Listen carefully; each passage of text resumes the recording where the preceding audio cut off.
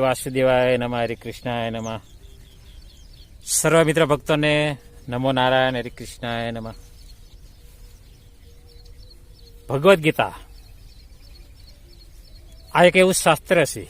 ભગવદ્ ગીતા આપણા મનુષ્યના જીવનમાં ગમે તેવા સંઘર્ષો આવે, સુખ દુઃખ, પણ એમાં અડીખમ ઊભા રહેવાની શક્તિ મળે છે. આ એક એવું શાસ્ત્ર છે, ઉપકારી છે. અને અર્જુનને નિમિત્ત બનાવ્યા ભગવાને, અને એની દ્વારા આપણને પણ ફાયદો થઈ ગયો. આ વિશ્વની દુનિયા આખામાં આ ભગવદ્ ગીતા ઉપકારી છે. અને અર્જુનના કેવા ભાગ્ય હશે,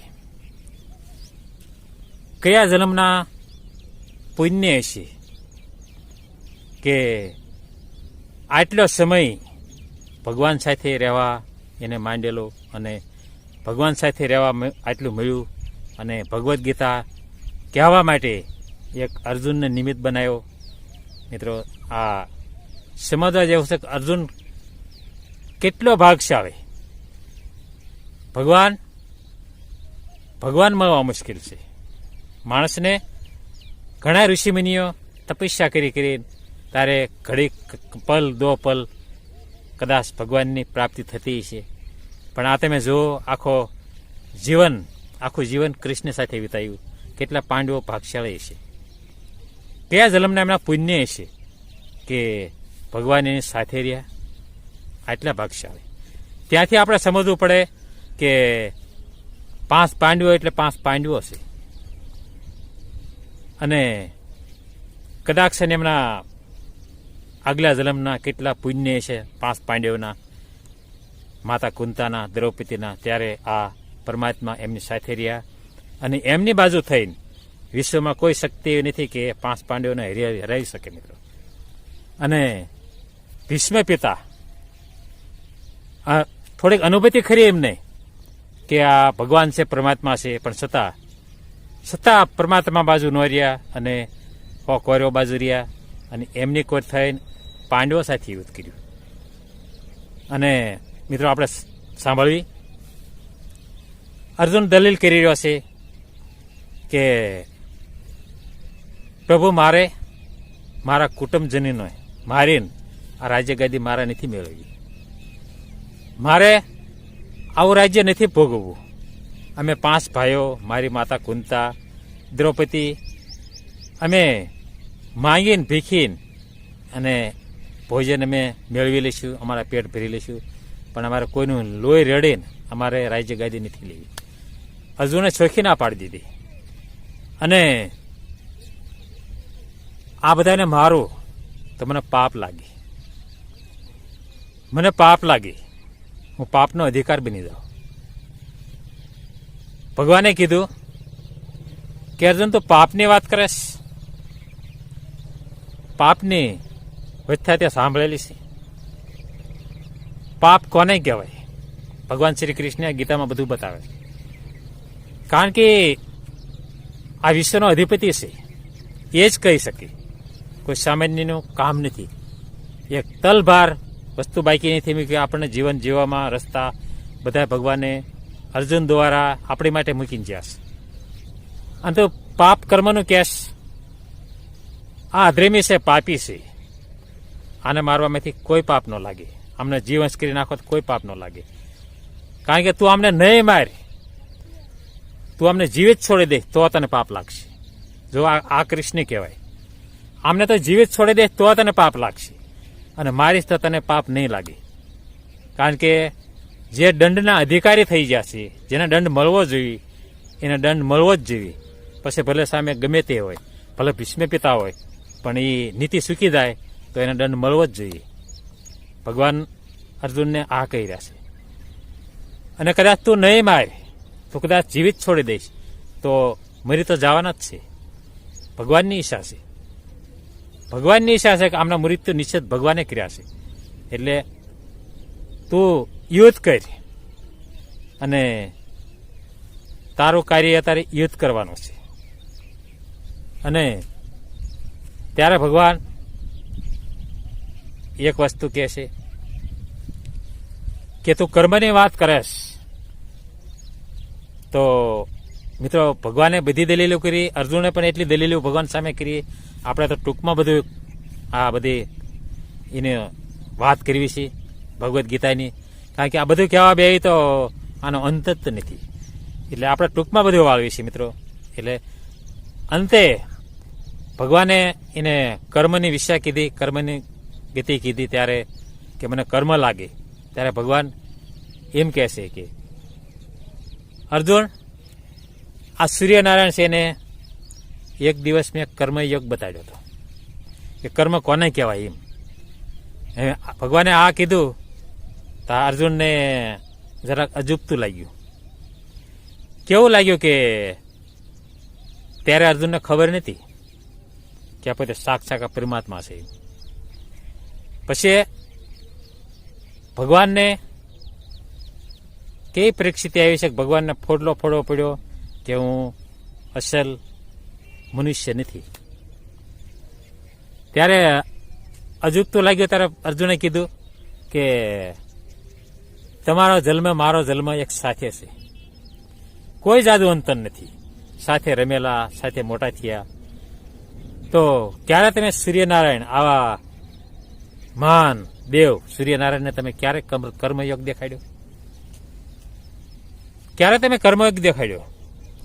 ત્યારે ભગવાનને એમ થયું કે અર્જુનને ખબર નથી હું કોણ છું. અર્જુન, તો મને શું સમજેશ? તું મને સામાન્ય મનુષ્ય સમજેશ? સામાન્ય તું મનુષ્ય મને સમજેશ? હું મનુષ્ય બન્યો છું જરૂર, પણ હું મનુષ્ય નથી. હું મનુષ્ય નથી. હું આ જગતનો અધિપતિ છું, આ જગતનો પરમાત્મા છું, અને વિશ્વનો સ્વામી પણ છું, અને વિશ્વનો ગુરુ પણ હું છું. આ બધી ભગવાને અર્જુનની સામે વાત કરી તો અર્જુનને તો બહુ અજુબતું લાગ્યું કે આ કૃષ્ણ બોલે છે શું? પ્રભુ, તમે આ શું કહો છો? મને કાંઈ ખબર નથી પડતી. તમે સામાન્ય મનુષ્ય તો છો. અને મિત્રો, દરેકને ભગવાન શ્રી કૃષ્ણ સમજાણા નથી. શું કામ સમજાણા નથી? કે સામાન્ય એમનું જીવન એક ગોવાળો સાથે, નાના નાના ભૂલકાઓ સાથે ગેડી દડે રમતા અને નાના નાના વાસડા સરતા અને સામાન્ય બની ગયા. કોઈને ખબર જ ન પડે કે આ સાક્ષાત પરમાત્મા છે. એટલે જાજી ચર્ચા આ કળયુગની અંદર એટલે જાજી થઈ રહી ચર્ચા. કળયુગ જેવા આ જમાનામાં ભગવાન શ્રી કૃષ્ણની ટિપ્પણી થઈ એવી કોઈની નથી થઈ. કારણ કે ઓળખવામાં કમી રહ્યા છે કે આ સાક્ષાત પરમાત્મા છે. સામાન્ય ભલે બની જાય, પણ એમના કાર્યો તમે જુઓ, એમના તમે કાર્ય જુઓ. આ વિશ્વમાં કોઈ દેવ એવા નથી કર્યા, તો કોઈ ભગવાન એવા કામ કૃષ્ણ ભગવાન જેવા કોઈ કાર્ય નથી કર્યા. તમે શાસ્ત્ર જો અને ટાંક કોને મારેલી છે? વેદ વ્યાસ. આ ચાલે કુરુક્ષેત્રની અંદર યુદ્ધ ચાલતું હતું, પાંડવોના જન્મ થયા, અને ત્યારે આ વેદ વ્યાસની હાજરી હતી. પોતે ત્યાં હતા, હરોબરો હતા, અને ત્યારે આ બધું આ શાસ્ત્રો લખાયેલા છે. કોઈ કલ્પી નથી. આ ભાગવત, ભગવદ્ ગીતા કોઈ કલ્પી નથી, કોઈ ફાલતુની લખેલી નથી. આ વેદવ્યાસની લખેલી છે, અને હરુભરું હતા, અને આ ઘટના બધી નજરે જોયેલી વેદવ્યાસની કે આ પોતે સાક્ષાત પરમાત્મા છે. અમે વેદવ્યાસની ટાંક સત્ય માનવી. પછી ભલે જે તમે કહો એ અંધશ્રદ્ધા કહો તો અંધશ્રદ્ધા, જે કાંઈ કહો એ પરમાત્મા કહે એટલે અમારી માટે શિરોમણ્ય છે. અમે એને પરમાત્મા માની લીધો છે, અને એની જેવું કોઈ છે નહીં. વિશ્વમાં કોઈ કૃષ્ણ જેવું કોઈ કરી નથી શક્યું, અને હજે લગન કોઈ કરી શકશે નહીં. મિત્રો, ગેરંટી પાકી ચેલેન્જ મારીને કહું છું કે કૃષ્ણ જેવું આ વિશ્વમાં કર્યું કોઈ નહીં કરી શકે, કોઈ દેવ નહીં કરી શકે. અને વિશ્વના કલ્યાણ માટે રાત દિવસ એક કરીને આ વિશ્વનું કલ્યાણ કર્યું છે. મિત્રો, આ ભગવાન શ્રી કૃષ્ણ એ છે. અને ત્યારે ભગવાને એમ કીધું કે સૂર્યનારાયણને મેં કર્મયોગ દેખાડ્યો હતો, અને ભગવાનને સાક્ષાત પ્રગટવું પડ્યું, વિશ્વરૂપ લેવો પડ્યું. અને અર્જુનને પહેલા કહે છે કે અર્જુન, તો મને પૂર્ણ મને જોઈ નહીં શકીએ. અને મિત્રો, ભગવાનને આપણે જોઈ ન શકીએ. આ જે કાંઈ બધી લીલાયું દેખાડી એમાંથી એમનો પાવર ઓછો કરીને આવ્યા છે. કંઈની પડખે બેસી ન શકીએ. મિત્રો, એનો પાવર ઓછો કરીને આવે છે. એક પોઈન્ટ ખાલી જેમ કે આપણે 100 પોઈન્ટ આવે એમાં 1 પોઈન્ટ એ પાવર બધો ઓછો કરીને આવે છે. નકર એનો તાપ ન ખમાય. ભગવાનનો, પરમાત્માનો આપણી તાપ ન ખમાય. પાવર ઓછો કરીને એક સામાન્ય બની જાય અને બધાને સામાન્ય દેખાય છે. ત્યારે સામાન્ય કલયુગના લોકોને તો બહુ સામાન્ય દેખાય છે. એટલે મિત્રો, ભગવાનનું તાપ જીરવાય નહીં કોઈથી. ખાલી ઘડે બે ઘડે આ વાતાવરણ પલટી થઈ જાય છે અને એટલો વાવાઝોડું, એટલો પવન કે અમે કોઈ બસી નહીં શકીએ. એવી પલ માત્રમાં વિનાશી વાયરા વાય છે. ત્યારે આપણે ભગવાનને ભાળી જઈએ છીએ. તારે ભગવાન તમારે યાદ કરવા પડે છે કે પ્રભુ આને બંધ કરી.